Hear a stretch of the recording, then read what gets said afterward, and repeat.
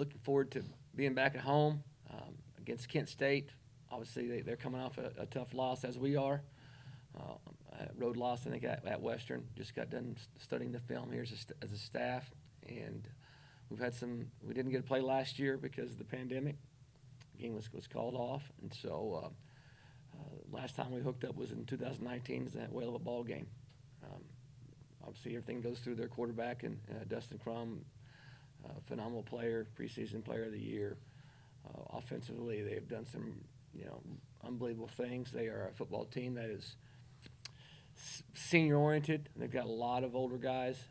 Just on offense up front, I believe they've got 4 seniors. One of those might be a grad senior, and then one of the tackles, I think, is a junior. Of course, Dustin's a senior. Defensively, there are a lot of seniors, and the guys that aren't seniors, a lot of them are juniors. So obviously, I think their preseason pick to win our side, and with the quarterback and with what they return and the amount of experienced older guys they got, I definitely see that. But it should be a whale of a game, and we're excited about having the opportunity to get in front of our home crowd again. This might be the last Saturday game. Is that correct? Before we get going. So I'm looking forward to a beautiful day here in Athens.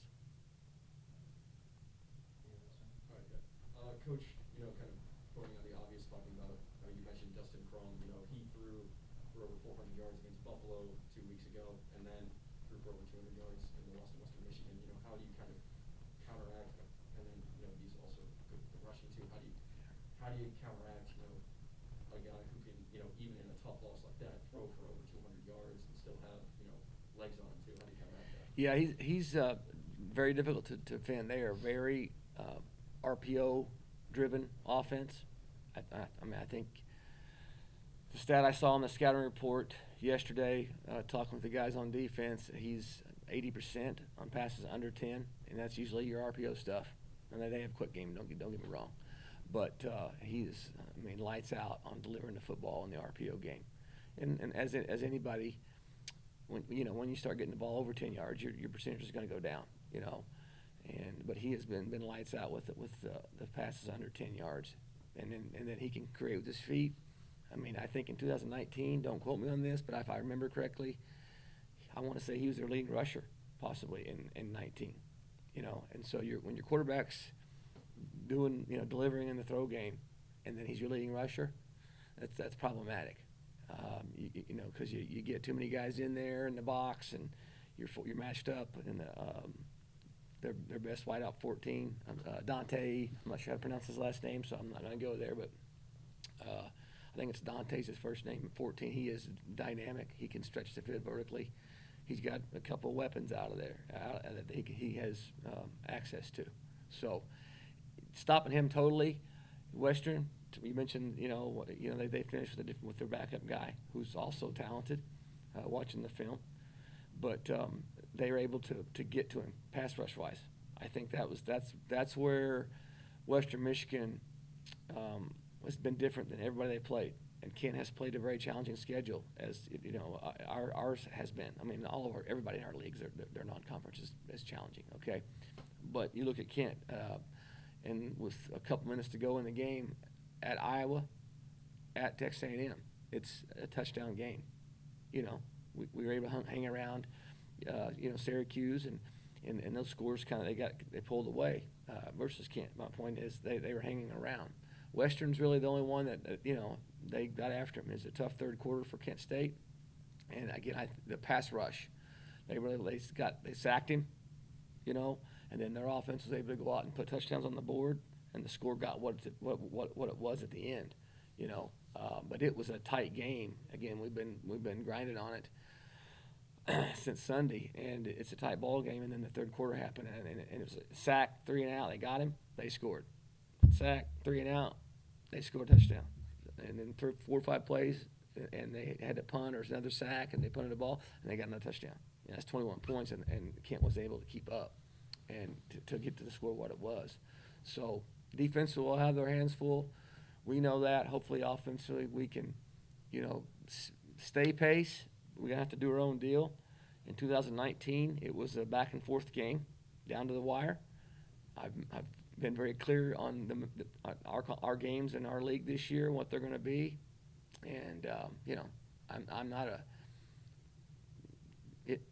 I'm not a prophet, but you look at the scores in our league, and this is so exciting for the fans every game, and so that's what we're anticipating. It should be a heck of a game. Going back to that, obviously Kent State is one of the better offensive teams in the conference, but their defense, on the other hand, ranks last in the conference in total defense. Like they give up, on average, 476 yards a game, 213 of those on the run. So how important is it to get your running game going and kind of, not let up against a team that can score on you, but not necessarily stop you on defense? Right. Well, I think that's kind of the running game's been what we've been leaning very heavily on, here in the last 3 ball games.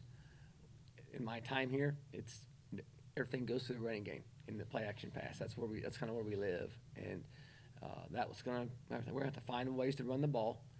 I think that we have to get the ball in the air more than what we did against Buffalo. I mean, the conditions and the wind in that second and third quarters were factors. The scores a little bit, as an offense, we've got to give our guys more opportunities to keep it more balanced. Central Michigan, we were able to do that. So moving forward, running the ball, yes, but we've got to find ways to get the ball in the air a little bit more. There's one player that we've been noticing has been really making an impact recently is Roman Parodi. Obviously, he had his first interception last game against Buffalo. What have you liked seeing from him in his game starting, and what does he kind of show as far as the future of the secondary? I'm very excited about his future. He's got length. He got a great smile He got a great smile, and he's got a great personality. I think he's a student of the game. It's important to him. He really works on his technique. Coach Smith's done a fabulous job with him. I think in Central Michigan, he graded well. I thought he was going to get his first pick in the Central game, but did a great job on the interception that you're referring to. As far as press man in the boundary, got his eyes back on the ball. You could see it. You could see it unfold. I was standing away and looking down the sideline, and as soon as he turned his head, just like Coach Smith teaches, was able to make the play. I think it's exciting, and so I'm looking forward to him continuing to grow as a player. As we are, as Justin Burchett, we lost to injury. Jamal Hudson, ACL surgery last week, and so we are beat up in the back end with Michael Ballantyne out. Jaron Hampton's has been limited with what he's getting done, and so we're going to have to really. Coach Collins is going to have his hands full getting the back end ready to go to face what we're going to face in Kent State's offense. A little more on Kent State's struggling run defense. Lately, both C.A. Bangura and Jake Netherton have been slowly having more of a rolling offense. Do you think against a run defense that struggled this season, could they see more of their own series or just developing more as more active players this Saturday? Yeah, absolutely. We knew going into the game against Central that both would play. And we actually had a package for the guys last week against Buffalo. I think the rep count will go up. Nothing demonstrate, and no O'Shawn are doing anything wrong. They've been productive. We're just trying to you always want your best 11 on the field, and I think with the running back room where it is talent-wise, there are times that having 2 running backs on the field is our best 11, and so we expanded on that into Buffalo. It's very productive. And I'm excited about the growth and the potential, not only as production, but I just think you want your best guys out there, and for us to be successful, that needs to take place. It needs to continue to develop. Touching more a bit on the offense, Saturday against Buffalo, obviously you went off to a great start, scoring on the first 3 drives, getting that interception from Parodi. And in the third quarter, you shut Buffalo off the field for all but 3 minutes of the third quarter, but the offense kind of fell quiet. Yes. Okay. And aside from that field goal and that safety, what's kind of going into the work now to kind of not extend the offense, but kind of keep it going over those 4 quarters Yeah. and making sure you don't fall behind? Right. All those things you're dead on how you explained it right there. I think that as an offense, we had opportunity to put the game away and just did not close it out. And I mentioned the play calling and a few more passes. The wind was a factor. Our defense was playing well. There are a lot of things that go into it, but we could definitely do more, as I stated. I think to finish the game, what you want to say mindset, I think our kids, they want to win so bad, and we just got to find a way to get it done. We could have got our defense off the field. We were this far, on the check down that Armani got to CA, and he's come up short. We ended up punting an unbelievable punt, but offensively we got to protect our quarterback better. Armani did an unbelievable job on getting some balls off, under some extreme distress up front. Running back wise, we missed a couple. We had some man pressures that we've just got to clean up. So he's got a cleaner pocket and can go to his second read. There's a couple times in that game he could not. That's going to help from a protection standpoint, help us, I think, produce more. And that's how I see it at this point. Just late in the fourth, Jonah Whelan, and I say Jonah Whelan because they said Jack Wilson a lot, and he kind of texted us to make sure that was him that made that punt. Obviously, you had that punt that landed all the way inside the 5. Is that one of the more impressive punts that you've seen from any punter recently? Yeah, it was in hang time, turned it over. It was crunch time. He's flipped the field position. I was very excited. I thought we just won us the game. We go for it, and we were having the conversations right there, and he nailed it. In crunch time. So I'm very, very happy with the year he's having. I think we've talked about him before. Earlier games. It's unique to have 2 quality punters on a roster. We've got 2 quality punters that have really done some really good things this year. Obviously in a perfect world you never punt, but we both know, everybody knows that you're gonna have to punt at some point in time, and we definitely are strong. You mentioned that Kent State is a senior-oriented team. What are some expectations that we can call your super seniors just to prepare to match that experience that Kent State's going to bring on Saturday? Yeah, I'm not sure if it's anything we'll just address to the team. Our guys are the elders of our team. They see the scouting report. They know. Will Evans and Cam Odom. Those guys have played against Kent for 3-4 years. The twins, Ryan and Adam, they played against Kent for they've seen Kent 5 or 6 times. With their history here. So I think that it's understood. Again, we played against them several years, and they're a MAC East team, and the games have been good. So I think the guys just kind of know. What we've been seeing out of Armani is he seems to be having a lot of fun playing right now.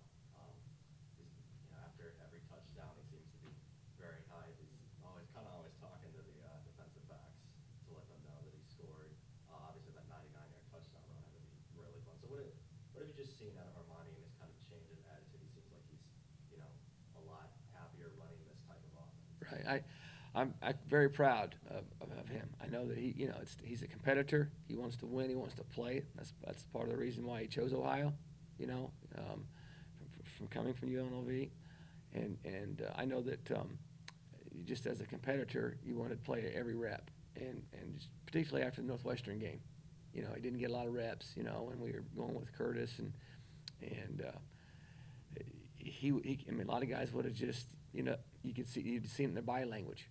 And he's kept fighting the good fight and hung in there, waiting for his opportunity. It came, obviously in the second half against Akron, and look where he is today.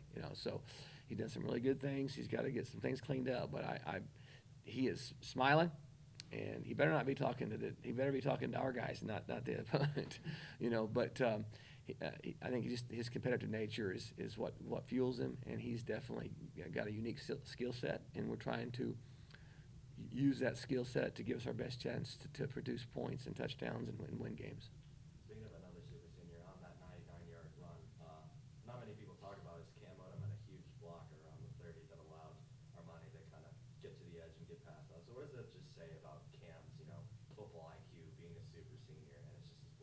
Yeah, I love I call him Coach Odom, you know, and all the super seniors I call him Coach Odom, Coach Lerman.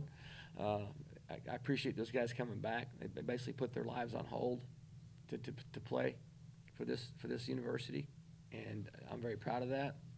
On that particular play, there's a lot of good blocks. You know, we were in a 3 tight end set, but on the 1 yard line, we've had some troubles with that. We've been working it hard since Duquesne, and actually run that series, that package that we have in that particular formation every Friday before the game, and there's a lot of good blocks. Cam's was obviously it was going to be about a 40-yard run, and Cam was able to get the last guy, and Armani was able to hug the sideline and finish it off. I mean, it's one of those unbelievable ones. It's 99 yards, can't be broke.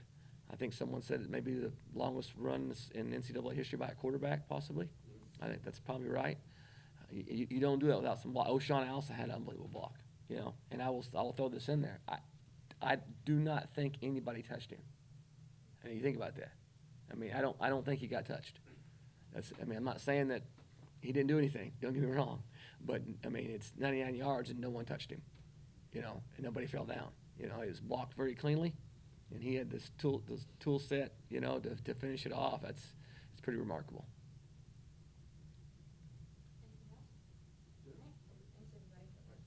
Thank you, Coach. Thanks a lot, guys. I appreciate it.